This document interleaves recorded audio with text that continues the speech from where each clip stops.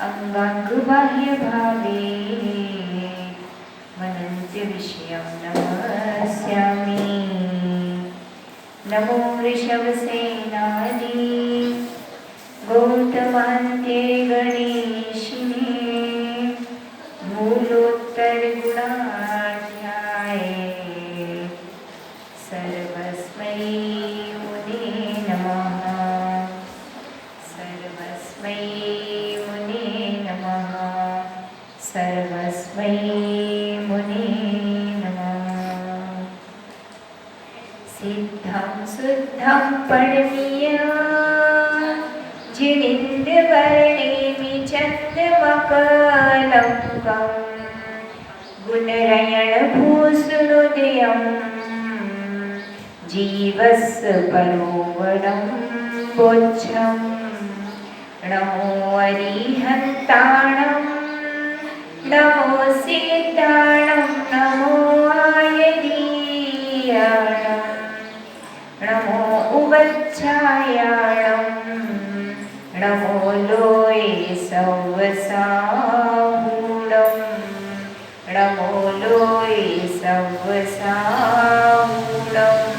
जय बोलिए अनंतानंद परम सिद्ध भगवान की। देवादिदेव खजराचे चिंतामणी पारसनाथ भगवान की। देवादिदेव खजराचे आदिनाथ भगवान की। परम पूज्य सरेतरा सत्यवाचार्य गुरुवर विराग सागर जी महाराज की। परम पूज्याचार्य श्री 108 श्री विभो सागर जी महाराज की। परम पूज्य मुनि श्री 108 से अध्ययन सागर जी महाराज की। अहिंसा मई जय धर्म की। द्वादशांगी जिंगाणी माता की। परम पूज्य सुपाचक दीक्षा श्री माता जी की जय।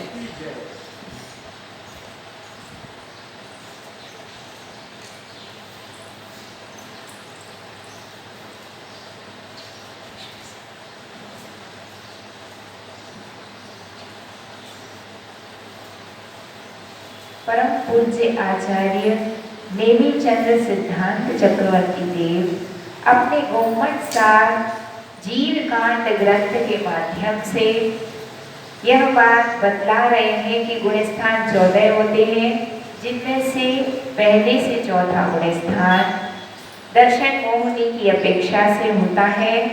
और पहले से चौथे गुणस्थान में कौन कौन से भाव पाए जाते हैं? तो पहले गुणस्थान मिथ्यात्व गुणस्थान में औदिक भाव, सासादन गुणस्थान में पारिणामिक भाव, तीसरा मिश्र गुणस्थान उसमें छायाक्षमिक भाव, अविगत सम्यक दृष्टि गुणस्थान में छायाक्षमिक भाव, छाया भाव और औक्षमिक तीनों भाव पाए जाते हैं। और पांचवा आता है देश विरत। और देश विरत गुणस्थान में कौन सा भाव होता है? छायाक्षमिक भाव। देश विरत गुणस्थान के 11 स्थान होते हैं, जिनमें से अपन ने सबसे पहली दर्शन प्रतिमा को देख लिया था। दर्शन प्रतिमा के बाद दूसरी प्रतिमा है व्रत प्रतिमा, जिस प्रतिमा में 12 व्रतों का पालन किया जाता है। 12 व्रतों में से 5 तो क्या होते हैं? अनुव्रत होते हैं। अहिंसा, सत्य, अचौर्य, ब्रह्मचर्य और परिग्रह परिमाणानुव्रत। इन 5 अनुव्रतों को हमने समझ लिया था। अब आगे बढ़ेंगे तो 3 क्या होते हैं? गुणव्रत। गुणव्रत कितने होते हैं? 3 होते हैं। तो अलग अलग ग्रंथों में गुणव्रत के अलग अलग नाम दिए गए हैं। रत्नकरंडक श्रावकाचार्य ग्रंथ में आचार्य समंतभद्र महाराज ने गुणव्रत के कितने भेद कहे हैं? 3। दिग्व्रत, अनर्थदंड व्रत और भोगोभोग परिवार व्रत। और तत्वार्थ सूत्र ग्रंथ में ये 3 गुणव्रत कौन कौन से गिनाए गए हैं? दिग्व्रत, देशव्रत और अनर्थदंड व्रत। तो सबसे पहला गुणव्रत होता है। गुणव्रत किसे कहते हैं? जो प्रतिमाधारी संयम को धारण करने की ओर अग्रसित हुए श्रावक के गुणों में वृद्धि करते हैं, वो क्या है? गुणव्रत कहलाते हैं। 5 अनुव्रतों को धारण करने के बाद दिग्व्रत है ना। अब हम आपको दिग्व्रत के बारे में बतलाएंगे। दिग्व्रत का मतलब होता है 10 दिशाओं में आने जाने की मर्यादा बना लेना। वह क्या कहलाता है? दिग्व्रत कहलाता है। 10 दिशाएं कौन कौन सी होती हैं? पूरब, पश्चिम, उत्तर, दक्षिण। और ये तो 4 दिशाएं हैं। 4 भी दिशाएं होती हैं, नैऋत्य, वायव्य, आग्नेय और ईशान। 4 भी दिशाएं कौन सी हैं? ईशान, नैऋत्य, वायव्य और आग्नेय। तो 4 और 4 8, एक ऊर्ध्व और एक अधो। तो ऐसी कुल कितनी दिशाएं हो गई? 10। और 10 दिशाओं में आने जाने की क्या बना लेना? मर्यादा बना लेना।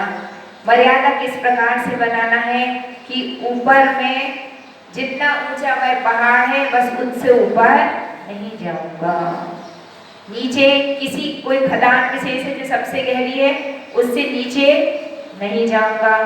त्रियक दिशा में, पूरब, पश्चिम, उत्तर दिशा में तो अपन ने क्या मर्यादा बना ली कि 4 दिशाओं में भारत के बाहर कहीं नहीं जाऊंगा।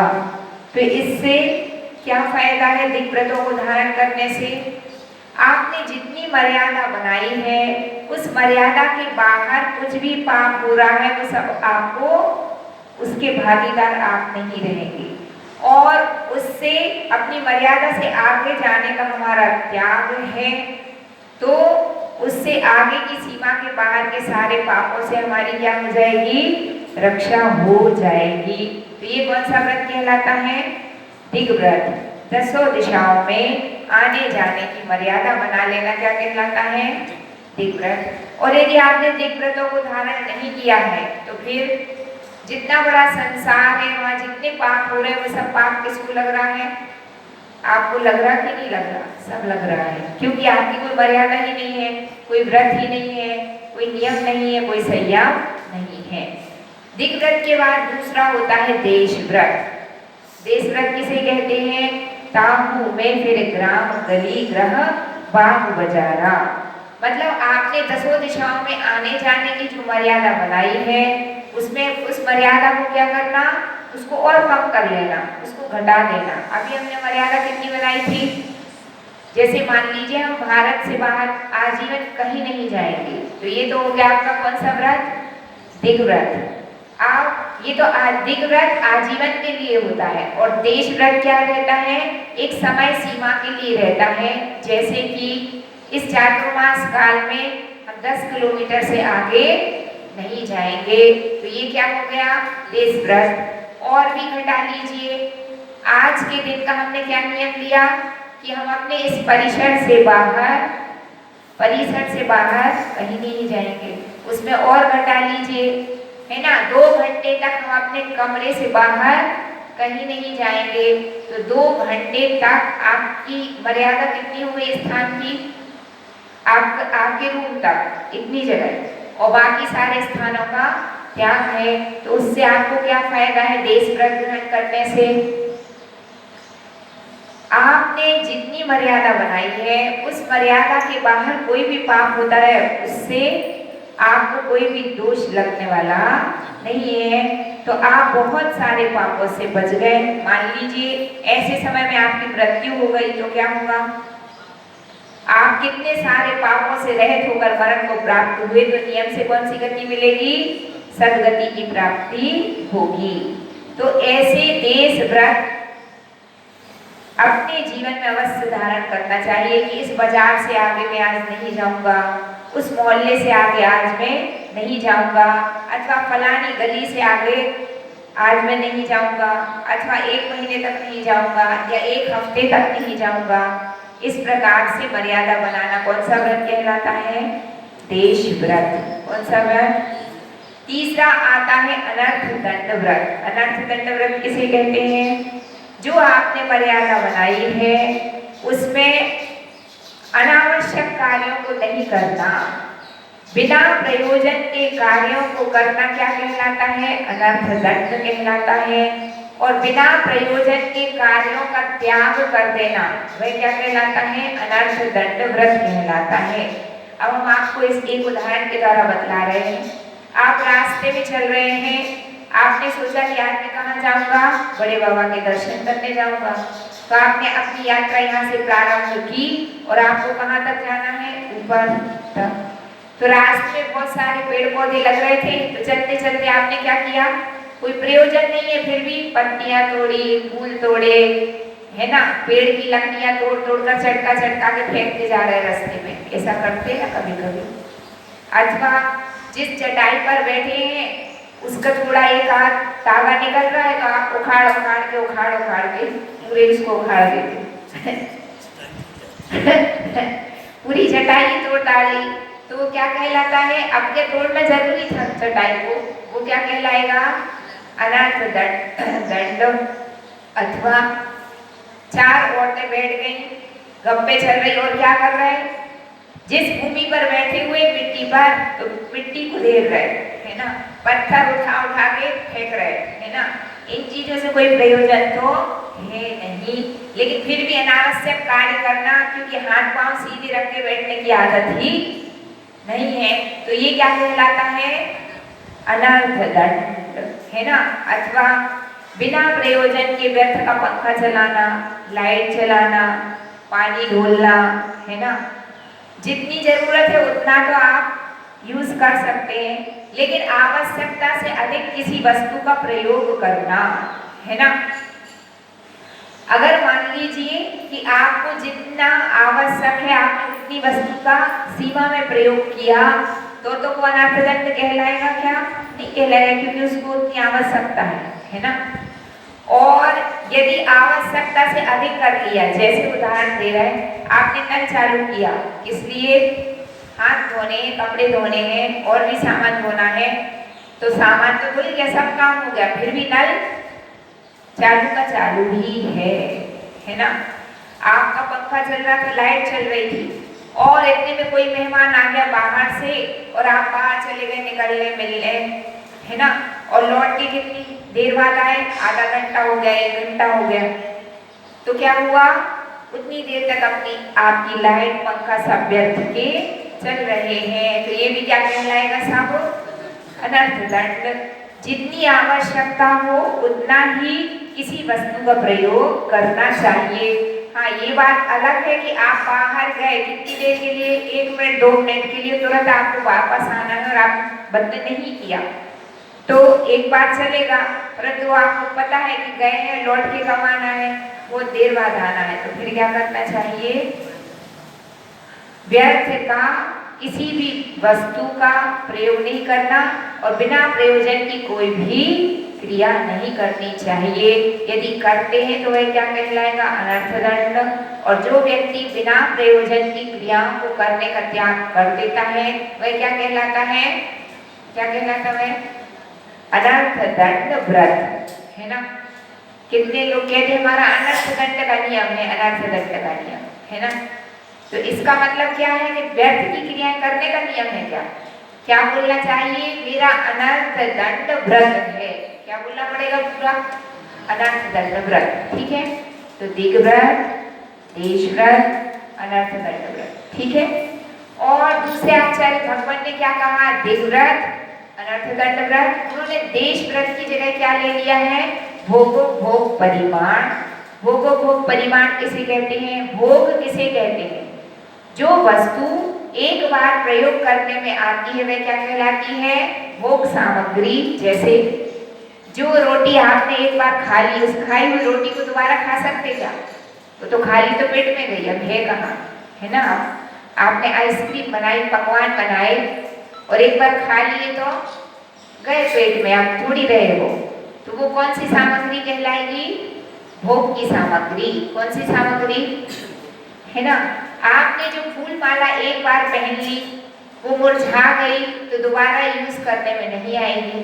आपने एक बार इत्र अपने कपड़ों पर लगा लिया, दोबारा उसको लगा सकते क्या, नहीं। तो जो एक बार भोगने में आए वह क्या कहलाता है, भोग। और जो बार बार भोगने में आए वह क्या कहलाता है, उपभोग। जैसे इस टेबल का हमने आज भी उपयोग किया, कल भी किया। कपड़े आपने आज पहने, धोकर के वापस पहनेंगे, है ना। बहुत सारी चीजें रहती हैं जिनका आप प्रतिदिन यूज करते हैं, आपका चश्मा है, पुस्तक है, टेबल है ना। तो जो बार बार भोगने में आए वह क्या कहलाता है, उपभोग। तो भोग और उपभोग की सामग्री की क्या बना लेना, मर्यादा बना लेना, है ना। कैसे बनाना है भोग की सामग्री की मर्यादा? जैसे कितने व्रती ऐसे रहते हैं जो नियम ले लेते हैं, मैं जीवन भर कितनी रोटी खाऊंगा? 4 ही रोटी, तो वो दिन का 4 ही खाते हैं, है ना। अथवा आहार में मैं इतनी सामग्री ही लूंगा, इससे ज्यादा नहीं लूंगा, अथवा इतनी ही हरी लूंगा, या कोई इतना अन्न लूंगा, या कुछ भी आपको जो भी नियम लेना है वह सब क्या कहलाएगा? आपने उस भोग का क्या कर लिया? परिमाण कर लिया। अथवा मैं एक ही बार भोजन करूंगा, बार बार नहीं करूंगा, तो वो सब क्या कर लिया आपने? उसकी क्या कर ली? सीमा बना ली। और उपभोग की सीमा, उपभोग की सीमा का मतलब होता है कि आज मैं 2 जोड़ी कपड़े से ज्यादा नहीं बदलूंगा, 3 जोड़ी कपड़े से ज्यादा नहीं पहनूंगा, अथवा कितने बार कंघी करूंगा? 1 बार ही करूंगा, है ना। इस प्रकार के जो छोटे छोटे नियम लिए जाते हैं जीवन में, वो क्या कहलाता है?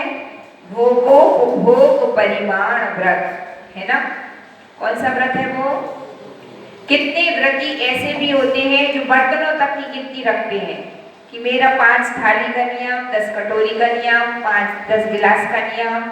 उनके बर्तन की भी क्या रहती है साहब? गिनती रहती है। टूट फूट गया तो उसको अलग कर देंगे, नया ले आएंगे, लेकिन गिनती कितनी रहेगी? जो उन्होंने सीमा मर्यादा बना ली है, तो वो क्या कहलाएगा? कौन सा व्रत है वो? भोग उपभोग परिमाण। तो 3 क्या हो गए? गुण व्रत। अब आते हैं अपन 4 शिक्षा व्रतों पर, ठीक है।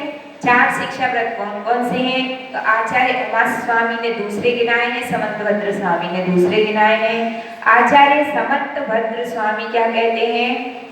देशावकाशी, सामायिक, रोज 2 उपवास और वैयावृत्ति, ये 4 क्या होते हैं? शिक्षा व्रत। किसने कहा ऐसा?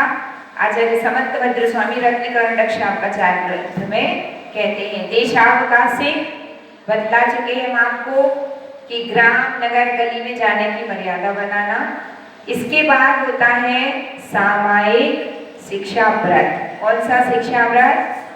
जो सामायिक शिक्षा व्रत का धारी होता है उसे 2 बार सामायिक करना दिन में अनिवार्य होती है, चाहे आप सुबह और दोपहर की कर लीजिए या सुबह और शाम की कर लीजिए। आपकी जब भी अनुकूलता हो, कितने बार? 2 बार सामायिक, 2 प्रतिमाधारी को 2 टाइम सामायिक करना क्या होता है? अनिवार्य होता है। अब सामायिक कहते किसे हैं, है ना। तो सामायिक का मतलब होता है एक सीमा पर्यंत समस्त सावध योग का त्याग करना, समस्त आरंभ परिग्रह का, संपूर्ण 5 पापों का, घटिकाद्वय पर्यंतम निर्दोष्मि, अर्थात 2 घड़ी के लिए संपूर्ण पापों का त्याग करने का नाम क्या है? सामायिक कहलाता है। सामायिक कैसे की जाती है तो उसकी विधि बतलाते हुए आचार्य भगवान कहते हैं कि चारों दिशाओं में क्या करना? दिग्वंदना। क्या करना?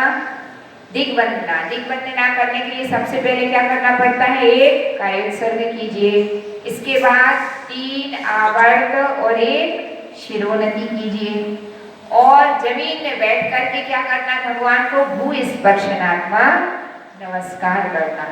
ये एक दिशा में हुआ। इसी प्रकार दूसरी दिशा में भी क्या करना? पहले एक कायोत्सर्ग, फिर 3 आवर्त, 1 शिरोन्नति और जमीन में बैठ करके 1 प्रणाम। तो 3-3 चारों दिशाओं में आवर्त किए तो टोटल आवर्त कितने हो गए? 12। 4 किया 12, और एक एक दिशा में एक एक प्रणाम करना है, यानी टोटल प्रणाम कितने हो गए? 4। तो सामायिक में 12 आवर्त और 4 शिरोन्नति होती है और 4 प्रणाम होते हैं, है ना।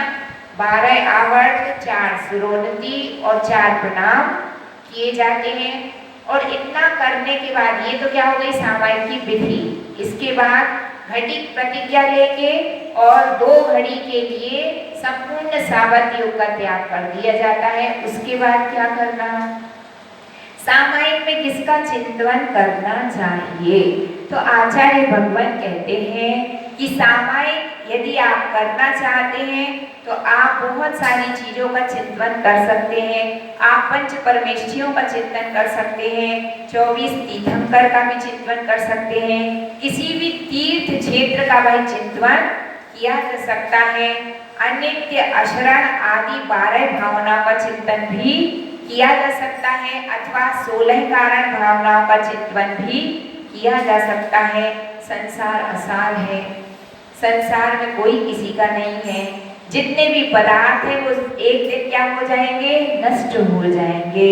तो मुझे क्या करना है, इस असरण और असहाय संसार से पार होना है।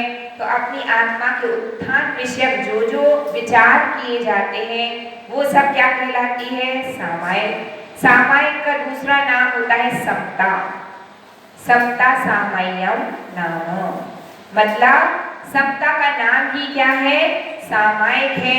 तो जब कोई निर्ग्रंथ दीक्षा लेता है, संत बनता है, तो उसकी सामायिक कितने टाइम करने की होती है, 4 बार क्या, नहीं, उसका तो संपूर्ण जीवन ही अब क्या बन गया है, सामायिक चारित्र आ गया उसके पास। कौन सा चारित्र, कैसी भी परिस्थिति हो उसमें आपको समता रखना है, इसका नाम क्या है, सामायिक चारित्र।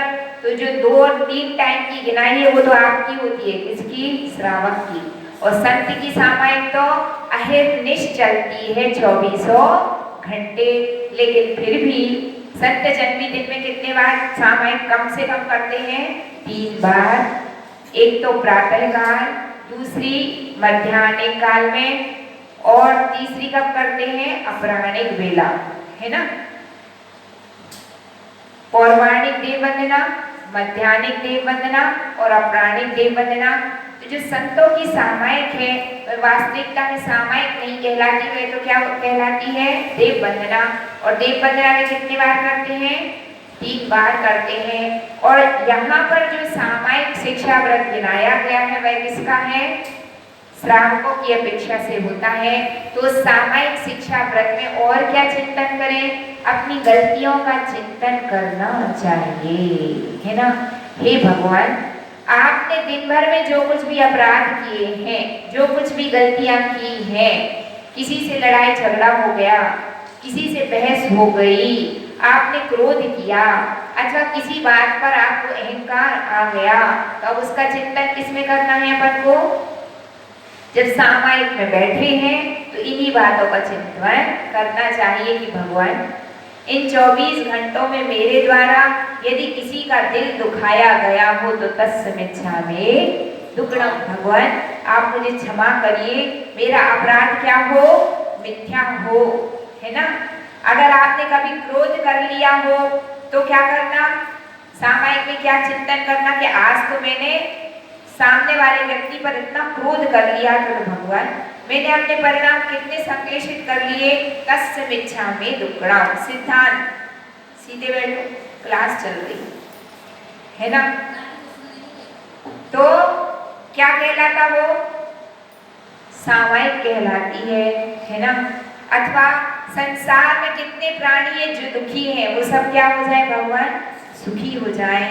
अथवा अपनी आत्म निंदा करना, गर्हा करना, आलोचना करना, है ना। हे भगवान, पापिष्ठ पापिष्ठेन दुरात्मना, मैं पापी हूँ, मैंने इतने अपराध किए हैं। और हे प्रभु, आपकी कृपा से मेरे सारे पाप क्या हो जाएं, नष्ट हो जाएं। तो निरंतर अपने पापों से क्या करना, ग्लानि करना, आत्मनिंदा करना, इसका नाम भी क्या है, सामायिक। तो जितना भी चिंतन जिस जिस प्रकार का आपसे बन सके वो आप सामायिक में कर सकते हैं। अब मान लीजिए कि इनकी बुद्धि नहीं चल रही है, हम क्या चिंतन करें, तो फिर आचार्य भगवान कहते हैं जो प्रारंभिक लोग रहते हैं, बहुत सारा चिंतन करना जिनको नहीं आता है, तो आप क्या कर सकते हैं, किसी वस्तु का आधार ले सकते हैं। आधार का मतलब क्या है, आप कोई भी पाठ कर सकते हैं। जिस पाठ में तीर्थंकरों की स्तुति गाई गई है, उनका स्तवन किया गया है, ऐसे पाठ को भी सामायिक में किया जा सकता है। जैसे आपने भक्तांबर जी का पाठ पढ़ लिया, जिन सहस्त्र नाम स्तोत्र को पढ़ लिया, है ना। लेकिन आलोचना पाठ को सामायिक में नहीं पढ़ना चाहिए, वह श्रावक के प्रतिक्रमण में गिनती आ जाएगी आलोचना पाठ की, है ना। तो सामायिक में स्तुति और स्तवन जिसमें तीर्थंकरों का किया गया है, उनके गुणों का गुणगान किया गया है, उसको सामायिक में पढ़ा जा सकता है। सामायिक पाठ भी पढ़ा जाता है। और इसके अलावा चैत्य भक्ति, पंचमहागुरु भक्ति, समाधि भक्ति इत्यादि भक्तियां पढ़ी जाती हैं, जिनमें संपूर्ण जिन बिंबों के गुणों का गान किया जाता है वह चैत्य भक्ति कहलाती है। जिसमें अहिंद सिद्धाचार्य उपाध्याय सर्वसाधु ऐसे पंच परमेष्ठियों की आराधना की गई है, वह क्या कहलाती है? पंचमहागुरु भक्ति कहलाती है। तो इत्यादि भक्तियों को भी अपन किसमें पढ़ सकते हैं? सामायिक में। तो ये कौन सी सामायिक हो गई? पाठ सामायिक। कौन सी सामायिक? एक चिंतवन वाली सामायिक थी, दूसरी हो गई पाठ। अब मान लीजिए कि किसी का पाठ में कम मन लगता है और माला में ज्यादा मन लगता है, तो वह क्या कर सकता है? दिग्वंदना करके, सावध योग का त्याग करके, प्रतिज्ञा पूर्वक बैठ करके एक स्थान पर पंच परमेष्ठियों की, किसी भी तीर्थंकर की, है ना, 4 बीजाक्षर, 4 अक्षरी, 16 अक्षरी, 8 अक्षरी, किसी भी मंत्र की जो जाप आप करना चाहें, आप उस जाप में मन लगा सकते हैं। नमोकार मंत्र की माला भी फेर सकते हैं। तो वह कौन सी सामायिक कहलाएगी? जाप सामायिक। कौन सी सामायिक? तो एक जाप सामायिक हो गई, एक पाठ सामायिक हो गई, एक चिंतवन की सामायिक हो गई, है ना, और एक आपने आत्मनिंदा की, वह भी सामायिक हो गई। तो आप इनमें से जो आपको अनुकूलता लगती है आप वैसा कुछ भी कार्य कर सकते हैं। तो वह कौन सा शिक्षा व्रत कहलाएगा? सामायिक शिक्षा व्रत। कौन सा शिक्षा व्रत? ठीक है। तो पहला हो गया कौन सा? देशावकाशिक, दूसरा सामायिक, तीसरा है प्रोषधोपवास और चौथा है वैयावृत्ति। प्रोषधोपवास सामायिक नहीं, प्रोषधोपवास शिक्षा व्रत किसे कहते हैं? प्रोषध प्लस उपवास बराबर प्रोषधोपवास, है ना।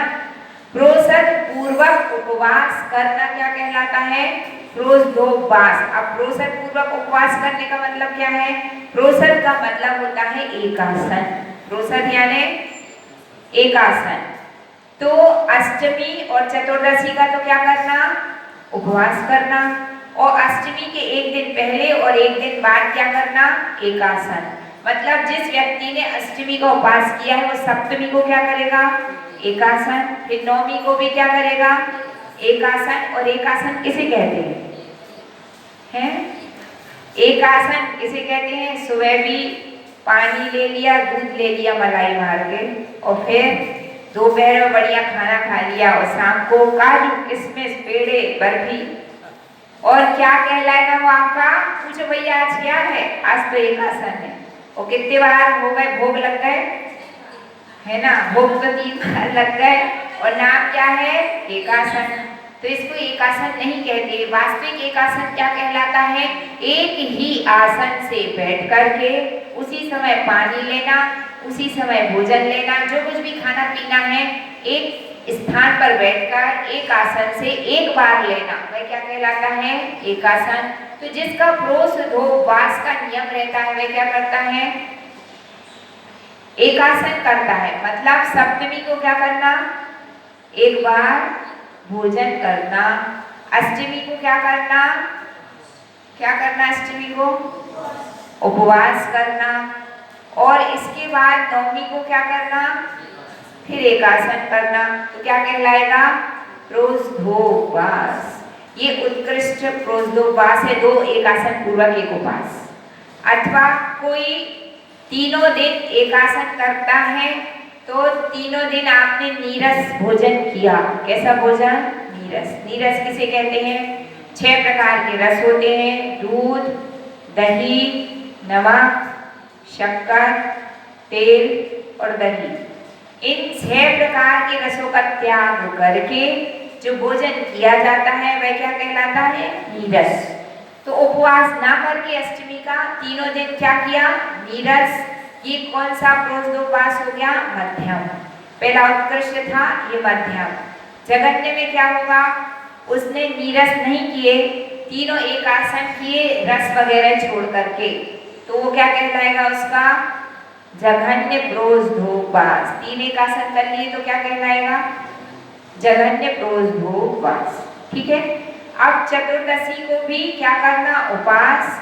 त्रयोदशी को क्या करना? एकासन। और पूर्णिमा या अमावस्या को भी क्या करना? एकासन। तो ये क्या कहलाएगा? प्रोज्झोपवास व्रत। क्या कहलाएगा? प्रोज्झोपवास व्रत। समझ में आ गया? क्या है ये? शिक्षा व्रत। प्रोज्झोपवास क्या है? शिक्षा व्रत।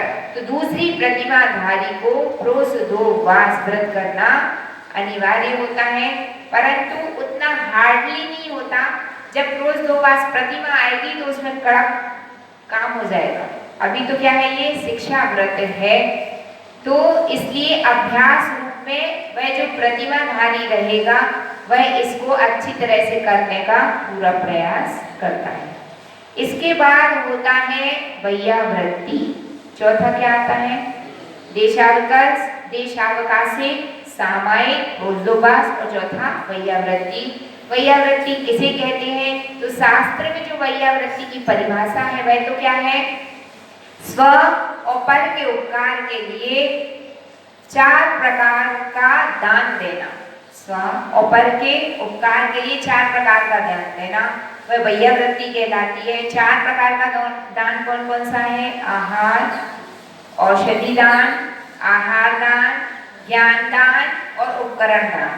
कितने हो गए? 4। अथवा उपकरण की जगह आवास दान भी आता है, तो वह क्या कहलाती है? वैयावृत्ति।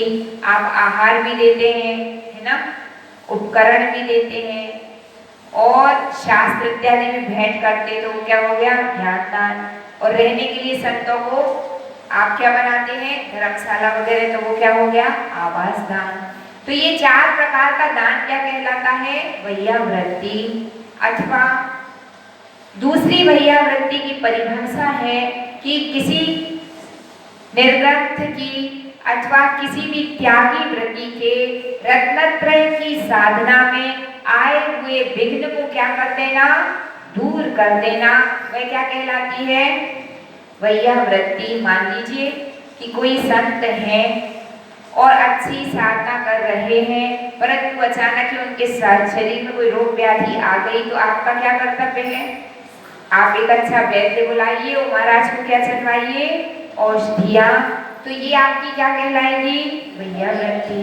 अथवा अत्यधिक तपस्या करने से जिनकी काया कैसी हो गई है? क्षीण हो गई है, अथवा शरीर में रोग व्याधि होने के कारण किसी भी प्रकार की अस्वस्थता है, तकलीफ है, तो उनके हाथ पैर दबाना भी क्या कहलाती है? वैयावृत्ति कहलाती है। अथवा कोई वृद्ध संत जन है ना, तो क्या करना? उनका पांडा, चटाई, कमंडल इत्यादि उठाकर उनके स्थान पर रख देना। यह भी क्या कहलाती है? वैयावृत्ति कहलाती है। तो ये क्या है? शिक्षा व्रत। क्या है वैयावृत्ति? प्रत्येक श्रावक को वैयावृत्ति अनिवार्य रूप से करना चाहिए। और जो व्यक्ति वैयावृत्ति नहीं करते हैं, वैयावृत्ति से जी चुराते हैं और ऊपर से क्या बोलते हैं? फलाना संत तो जब देखो तब वैयावृत्ति करवाता, ऐसा और कहते हैं। तो इसका मतलब ये है कि आप श्रावक के कर्तव्यों का एक तो पालन नहीं कर रहे हैं और संत पर मिथ्या दोषारोपण कर रहे हैं।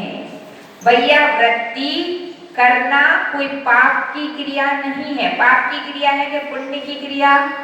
वैयावृत्ति करना पुण्य की क्रिया। और आप पुण्य की क्रिया से बचना चाहते हैं, तो इसका मतलब क्या है? इसका मतलब यह है कि आप अपने श्रावक के कर्तव्य का तो पालन करना नहीं चाहते, है ना, और उल्टा मिथ्या दोषारोपण किस पर करते हैं? साधु संतों पर करते हैं। हम तो इन साधु को नहीं रखते अपने आप। क्यों? ये अस्वस्थ है, हमें इनकी वैयावृत्ति करना पड़ेगी। तो क्या आप श्रावक हैं? ध्यान रखिए, आगम कहता है कि आप श्रावक की गिनती में नहीं आएंगे। क्यों नहीं आएंगे? क्योंकि आप श्रावक, शास्त्र में लिखा है कि श्रावक का कर्तव्य कि उस वैयावृत्ति। ये मैं नहीं कहता, ये तीर्थंकर ने कहा है। किसने कहा है? ये मेरी वाणी नहीं है, किसकी वाणी है? ये सर्वज्ञ की देशना है। आप किसी संत की वाणी को तो नकार सकते हैं, लेकिन तीर्थंकर की देशना को नकार नहीं सकते। भगवान कह रहे हैं कि श्रावक तुम तभी कहलाओगे जबकि क्या करोगे? वैयावृत्ति करोगे। और तुम यदि वैयावृत्ति से जी चुराते हो और दोष किस पे लगाते हो? संत पे। ये तो आहारों में हाथ फिरवाते पीठ पे। तो अब किसी को गैस की समस्या है तो बेचारा क्या करेगा, है ना? क्योंकि आप तो हिलडुल के आहार ले लेते हैं, लेकिन संत जन को तो एक जैसे व्यवस्थित बैठना ना, तो अब वो गैस जाएगी कहाँ? ऊपर चढ़ेगी तो और ज्यादा परेशानी होगी, और जब तकलीफ होगी तो हाथ फिरवाना पड़ सकता है। आपने हाथ फेर दिया तो आपकी वो क्या कहलाएगी? वैयावृत्ति। और तुम उल्टा दोष लगाओ संत पे, हैं ये साधु तो ऐसा है, तो क्या है? साधु का दोष है क्या? वह किसी संत का दोष नहीं है, वह तो क्या है? उसकी अस्वस्थता है। और वैयावृत्ति के जो 10 स्थान तत्वार्थ सूत्र के ग्रंथ में गिनाए हैं, उनमें से एक ग्लान होता है, एक सैक्ष होता है ना? ग्लान, सैक्ष, गण, कुल, संग, साधु, वरोज्ञान, ऐसे करके वैयावृत्ति के 10 स्थान गिनाए गए हैं। जिसका मतलब क्या है? जो साधु सैक्ष है, मतलब अत्यधिक स्वाध्याय, अध्ययन, लेखन इत्यादि कार्यों में लगा रहता है, वह थक जाता है ना? आप ऐसा मत समझना कि कोई साधु बन गया तो थकता ही नहीं है। थकता कैसे नहीं है? उसको अपने 28 कृति कर्म करने होते हैं, 3 टाइम सामायिक करके करनी होती है। आप एक दिन पूरी संत की चर्या पाल के देख लेना, फिर आपको पता चल जाएगा कि थकान होती कि नहीं होती, है ना? और जो सैक्ष है वो तो विशेष अध्ययन चलते हैं, जब कठिन कठिन विषय पढ़ते हैं तो अपन बहुत ज्यादा थक जाते हैं, अथवा लेखन कार्य करते तो व्यक्ति थक जाता है। और शास्त्र कह रहा है कि वैयावृत्ति का एक स्थान है। तो ऐसे सैक्ष साधु की क्या करनी चाहिए? वैयावृत्ति। और किसे कहते हैं? ग्लान। ग्लान का मतलब होता है जो साधु रोगी है, अस्वस्थ है, उसको विभिन्न प्रकार की व्याधियां हुई हैं, तो उसकी रत्नत्रय की साधना में कहीं विघ्न ना आ जाए, तो उस ग्लान को भी क्या कहा गया है? ऐसे संत की आपको क्या करनी चाहिए? वैयावृत्ति करनी चाहिए। और वैयावृत्ति तो दूर रही, तुम उसकी निंदा और करते हो। क्या करते हो? आप तो निंदा करने और बैठ जाते, है ना? ये माता जी तो जब देखो तब इनको हाथ पांव ही दबाने पड़ते, फलाने महाराज को जब देखो तब उनकी सेवा ही करते रहो। तो देखिए, सबका शरीर पृथक पृथक प्रकार का होता है। कोई स्वस्थ रहता है, जो स्वस्थ रहता है उसको आपकी वैयावृत्ति की आवश्यकता नहीं होती। कितने संतों का वैयावृत्ति का त्याग भी रहता है। तो लोगों का कहना है कि आप भी त्याग करो। अब ऐसे कैसे त्याग करो, है ना? त्याग वह कर सकता है जो स्वस्थ हो। जो अस्वस्थ है और उसने त्याग कर दिया तो क्या होगा? रत्नत्रय की विराधना हो जाएगी। भैया तुम्हारा ज्ञान तुम्हारे पास रखो, हमारे पास माँ जिनवाणी का दिया हुआ, तीर्थंकरों का दिया हुआ और गुरुओं का दिया हुआ बहुत सारा ज्ञान है ना। अगर कोई अस्वस्थ है और कह दे कि हमारा का वैयावृत्ति का भी त्याग, इसका भी त्याग, उसका भी त्याग, तो क्या होगा? उसकी रत्नत्रय के नियम से विराधना हो जाएगी। तो शरीर को देख करके ही साधना की जाती है। देहस्य माध्यम खलु धर्म साधना, वैसा एक सूत्र है कि देह ही क्या होती है? धर्म करने का एक क्या है? साधन होती है। शरीर स्वस्थ है तो साधना अच्छे से होती है। तो कितने जने कुतर्क करते, क्या कुतर्क? स्वास्थ्य अच्छा नहीं था तो क्यों दीक्षा है ना? देखिए, स्वास्थ्य तो अच्छा ही रहता है जब भी कोई दीक्षा के मार्ग पे आगे बढ़ता है, लेकिन पुद्गल है, शरीर है, परिणाम चलता रहता है। चलते चलते अस्वस्थ हो गए तो अब क्या करें, है ना? अस्वस्थ हो गए तो जो क्या अस्वस्थ हो गया तो उसको संयम पालने का अधिकार नहीं है क्या? यदि अस्वस्थ भी हो गया तो भी उसको संयम पालने का पूरा अधिकार है। श्रावक को अपने कर्तव्य का पालन करना चाहिए। आज यदि आप दूसरे की रत्नत्रय की साधना में सहयोगी बनेंगे तो एक दिन ऐसा आएगा कि कोई आपके लिए भी सहयोग प्रदान करेगा।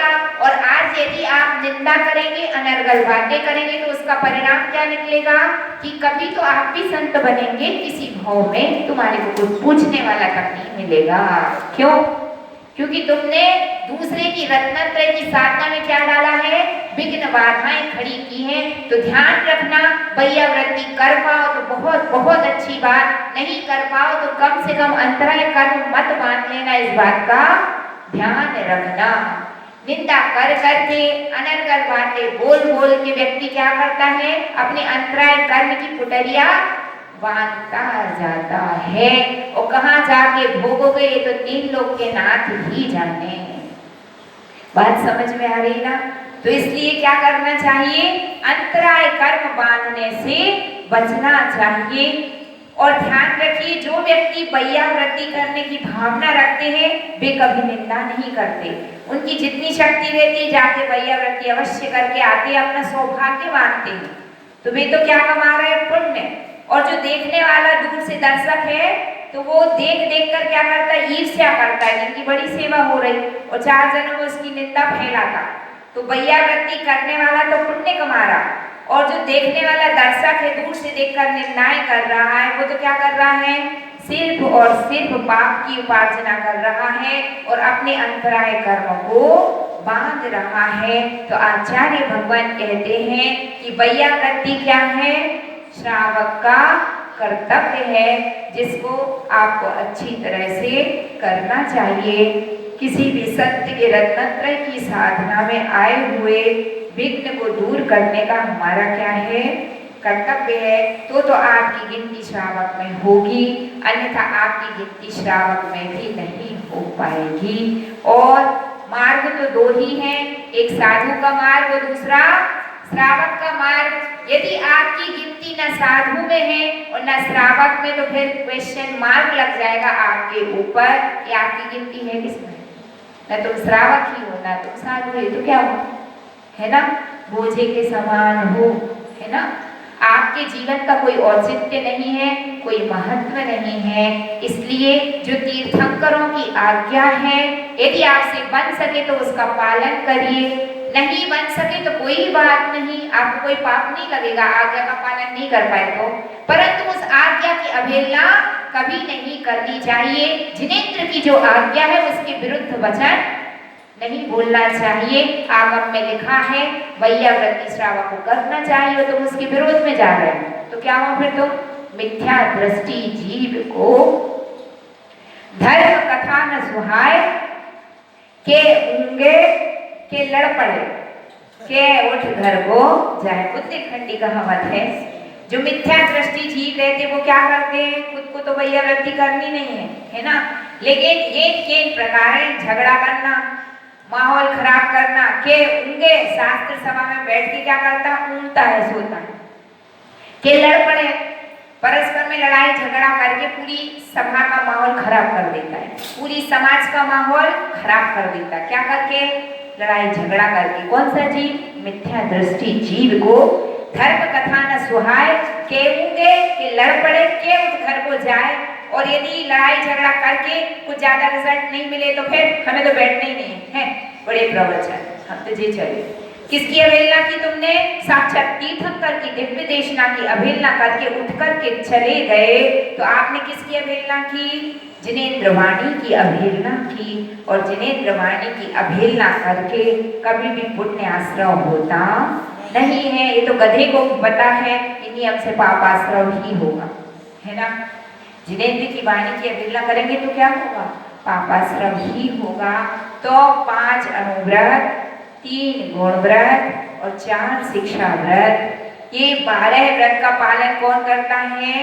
जो श्रावक होता है, दूसरी प्रतिमाधारी होता है ना? तो क्या जो प्रतिमाधारी नहीं है उसको नहीं करना चाहिए? करना तो सबको चाहिए। नहीं करेंगे तो श्रावक में गिनती ही नहीं है। क्योंकि आचार्य भगवान कुंद देव ने सार ग्रंथ में कहा है, दानम पूया मुखम सावय धम्मम न सावयतेन विना। दान और पूजा ये श्रावक के 2 मुख्य कर्तव्य हैं। यदि कर्तव्यों का श्रावक पालन नहीं करता है तो न सावयातेन बिना, इनके बिना वह श्रावक संज्ञा को प्राप्त नहीं हो सकेगा। तो यह अपनी दूसरी प्रतिमा हुई। कल अपन तीसरी प्रतिमा को समझने का प्रयास करेंगे। तीसरी प्रतिमा कौन सी है? सामायिक प्रतिमा। इसी भावना के साथ जय बोलिए चिंतामणि पारसनाथ भगवान की जय। जिनवाणी के ज्ञान से सूझे लोकालो, सो वाणी मस्तक नमो हे जिनवाणी भारती तो ही जपो दिन रे, जो तेरी शरणा गहे सो पावे सुख चैन। देव भजो अरिहंत श्रुत गुर सेवा निर्ग्रंथ, दया धर्म पालो सदा यही मोक्ष का पंथ। जय बोलिए द्वादशांगी जिनवाणी माता की।